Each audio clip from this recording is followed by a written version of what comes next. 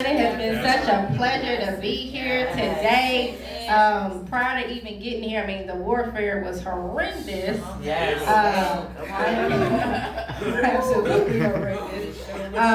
My father died on Sunday, and then I ended up having some problems in my own body, and I was like, Lord, but I kept telling sis, I said, I'm coming. Because I have an assignment and I'm not going to let anything deter me from my assignment.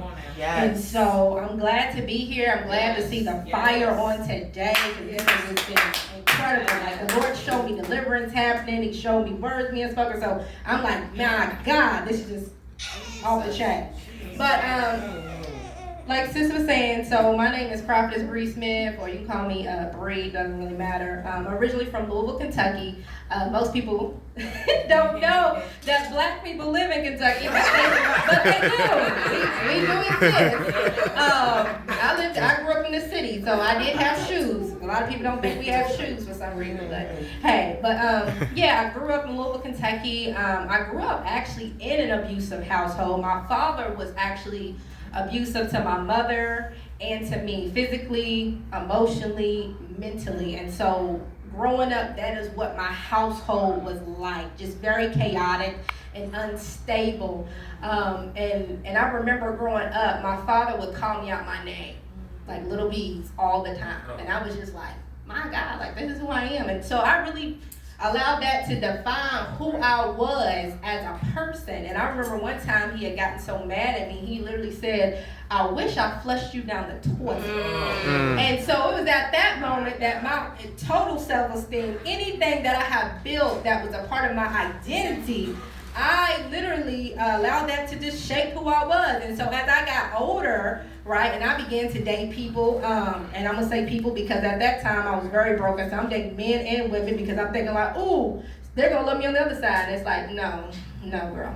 But so I'm dating the same person, right? I'm dating the same spirit that my father was. And I'm like, why do I keep attracting the same type of spirit? And it's crazy because I had gotten saved at the age of 18, knew the Lord, walked with the Lord, can literally hear his audible voice. But because I didn't have my identity rooted in him, I literally turned my back on him. I said, man, you can't help me, I'm out. And so at that point, I ended up going down a really, really dark path. And so by the time I was 25, I was in a real, real broken state. And in that state, where I was really, really broken, that's when the Lord began to I just began to listen to the Lord, and I was like, listen, it was like everything was falling apart. I had to file bankruptcy at 25, crazy, but had to file bankruptcy. All my friends had turned their back on me. The person I was dating left me. It was just crazy. And so the last thing that broke the camel's back was the fact that my grandfather died. And I was just like, you know what? I surrender. So I threw my hands up. I said, I surrender. You, whatever you want me to do, I'm going to do it. But this is the thing I need from you. I can't stay here. Because if I stay in Kentucky, I'm going to die in my sin and I'm going to hell. So you need to move me out of the situation. And I'm telling you, God answered that prayer quick. He did a quick work. I was able to get a promotion at my job, making like 60-something thousand a year. I was able to move across country to Virginia, and I was able to really rebuild my life out in Virginia. And so during that whole period of time, and I'm being superwoman, and I'm doing stuff in the ministry, and I'm excited, and on the outside I'm looking good. On the outside I'm looking good, but on that inside, because I never dealt with that emotional trauma of what happened to me, because I was even bullied as a kid, so I'm dealing with all that bullying, the stuff that's going on in the house, and I just let it build up. But on the outside I'm like smiling, like, oh yeah, everything's good, I'm good. Right. And the thing that always got me, because I'm like, if I'm around prophets, how come ain't nobody saying, sis, you need some deliverance? But anyway, that's neither here nor there. But so at that time I remember praying, because I'm thinking I'm ready. I'm like, I'm ready to be married. I'm ready. I want my husband. And I ended up asking the Lord. I said, Lord, can you please send me my husband? Right? And at the time, I ain't gonna lie, like I had a whole sheet and I had a list of what I wanted. And Jesus said, I'm not coming down to be with you like that. So you need to, amend this list. And so I ended up amending the list, and I ended up having the characteristics that fit my husband, right? And so I kept getting prophetic words that year, like, oh, you're going to meet your husband and all this stuff, and it's going to be magical, beautiful, and I was just like, okay. So we ended up meeting, right? We ended up meeting online, and the Lord actually confirmed that he was my husband. He said, this is the man I chose for you. It wasn't a feeling, it wasn't love, none of that infatuation. He literally just said, this is the man I chose for you.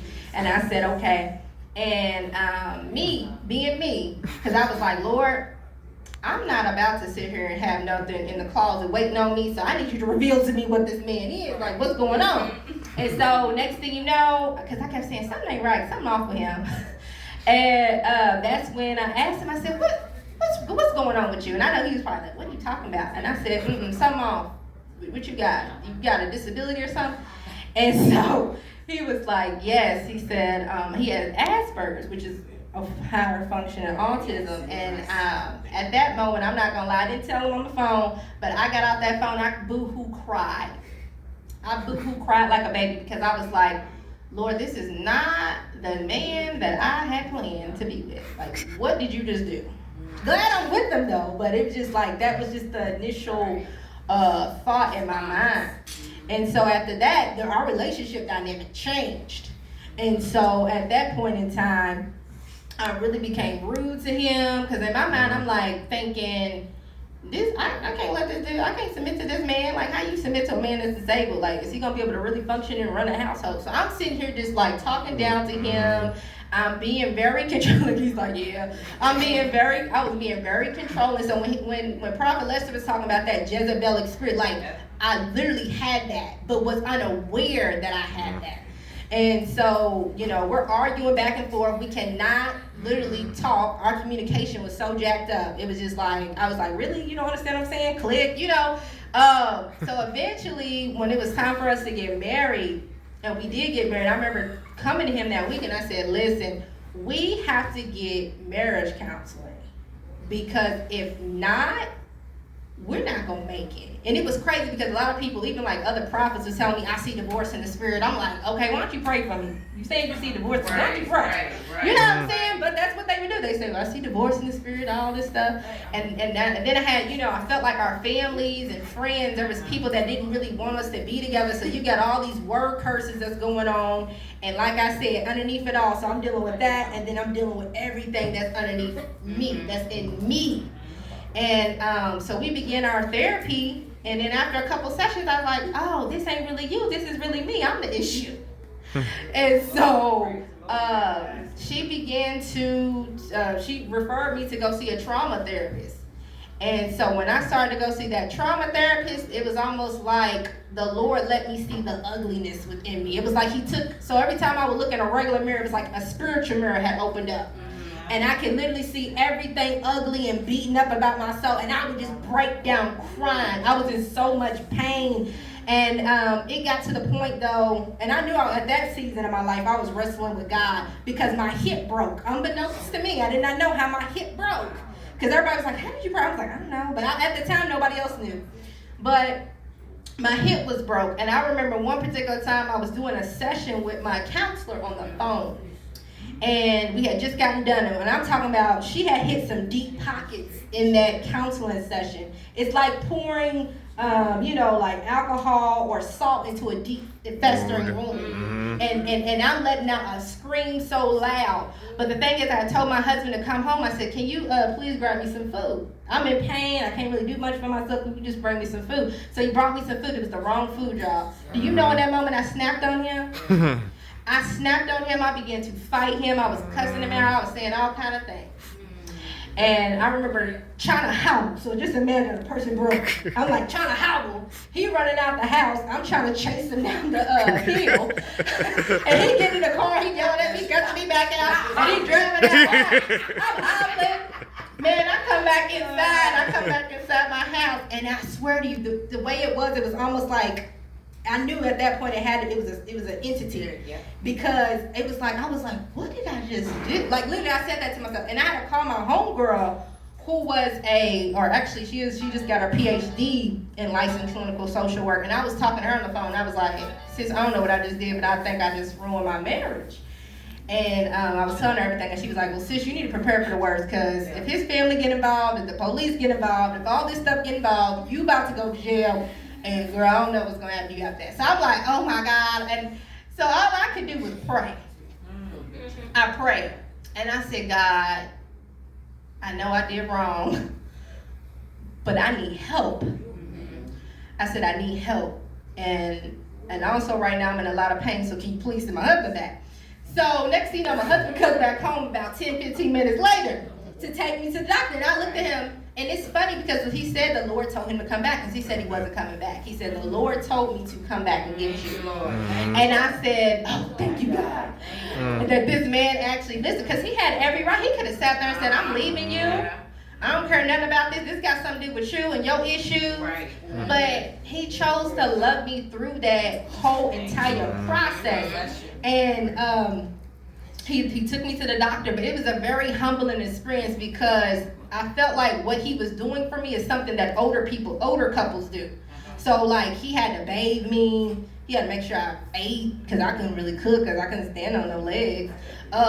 He had to make sure I put my clothes on. I couldn't sleep properly because I was in so much pain. Like, he literally took care of me and showed me love. And it was in that moment where I was like, wow, okay, I was like, okay, Lord. It was like it started to soften me. You know what I'm saying? And plus too, the therapy was really helping. So I'm doing everything the therapist is telling us to do in our marriage counseling sessions, in my personal sessions. And I'm praying and I'm doing all that. And I just began to see a change. Well, there was finally a point where the Holy Ghost said, I'm going to heal your body now. It was just like Jacob. But you need to change your name. Because at the time, I was still going by my last name, Brown. He said, no, you need to change your name to Smith, because you are now a new creation. You're not that same person that you was. Yes. And so I ended up doing it, and I'm telling you, immediately, it was like healing began to manifest in my body. Telling y'all, just began, and it was crazy, because after all of that, I remember there was one prophet out of all the prophets that was telling me we was gonna get divorced. There was one prophet, and she told me, she said, you're gonna know why in the next 3 years why your marriage was fought so hard in the beginning.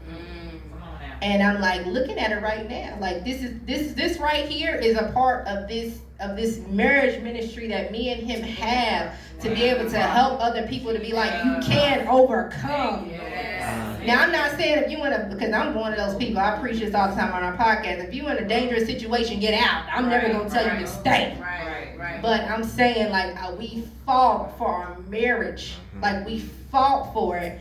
And like I said, a lot of people are like, man, y'all so young. But I'm like, man, if y'all really would have seen us in a couple years, y'all would have been like, y'all don't need to be together. Y'all toxic. Toxic. And you are dysfunctional. And I was dysfunctional. But it was because of the generations. You know what I'm saying? Like, my dad witnessed his mother being abused by my grandfather. My grandfather witnessed his mother being. So it was just like one of those things that it just kept carrying down. And I always would say, I ain't never going to do that. I ain't never going to be that. But it ended up happening. It ended up happening to me. But I thank God now, like I said, that we are both here alive to tell the testimony. I thank God that He is still healing me in my journey.